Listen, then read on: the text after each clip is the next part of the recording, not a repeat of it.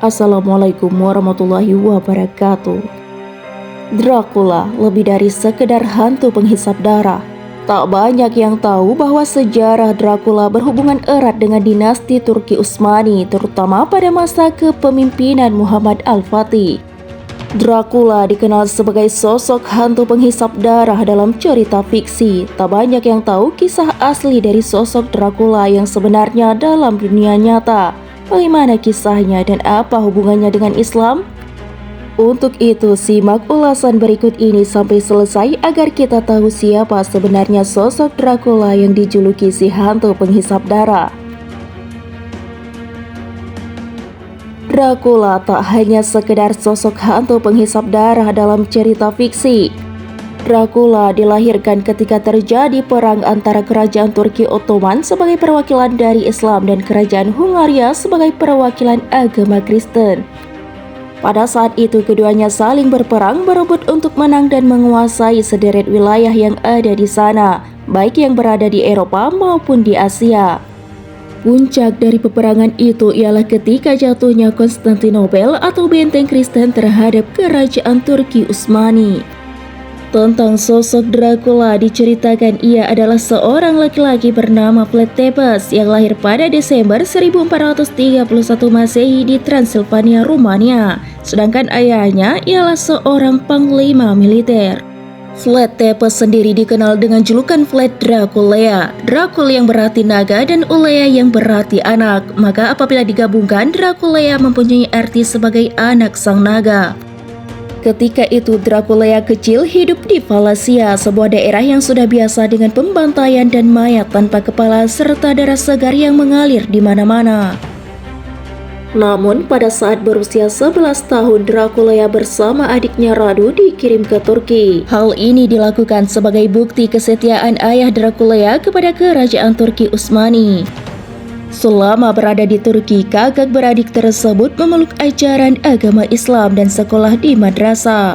Akan tetapi tak seperti adiknya yang rajin dalam belajar, Draculea lebih sering mencuri waktu untuk melihat proses eksekusi mati pada kala itu. Dracula pun pada saat itu berkesempatan belajar perang dan dunia militer.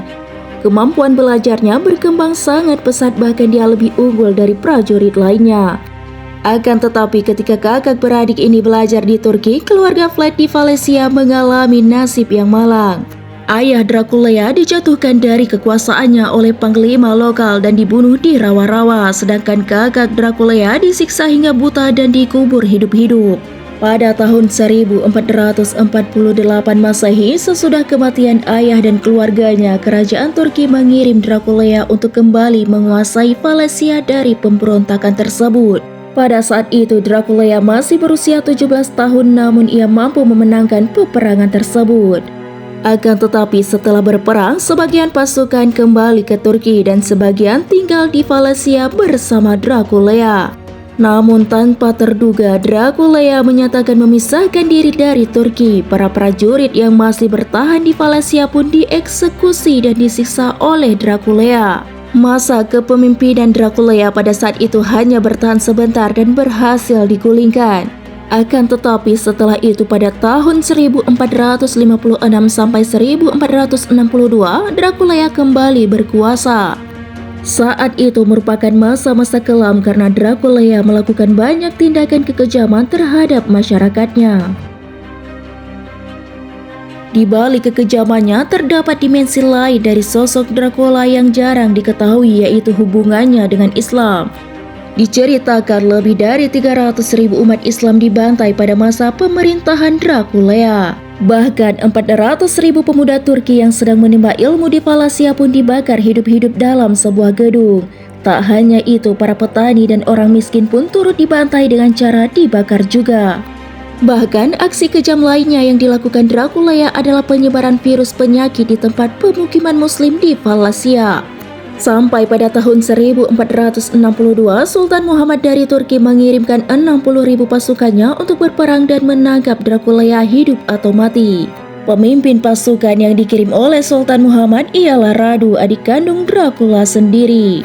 Namun sebelum pasukan Turki tiba, Draculea kembali melakukan aksi kejamnya. Sebanyak 20.000 rakyat muslim yang tersisa dibantai dengan cara yang sangat kejam. Mayat-mayat mereka pun digantung di sepanjang sungai yang mencapai 10 km. Hal ini dilakukan Dracula untuk mengendurkan niat dan semangat pasukan Turki. Akan tetapi, pada akhirnya pasukan Turki berhasil mengepung benteng pasukan Dracula. Dikarenakan terdesak, Dracula sempat melarikan diri dari Hungaria melalui lorong rahasia. Hingga pada tahun 1475 Masehi, Wallachia kembali dikuasai oleh kerajaan Turki sebelum akhirnya direbut kembali oleh Dracula dengan bantuan pasukan salib.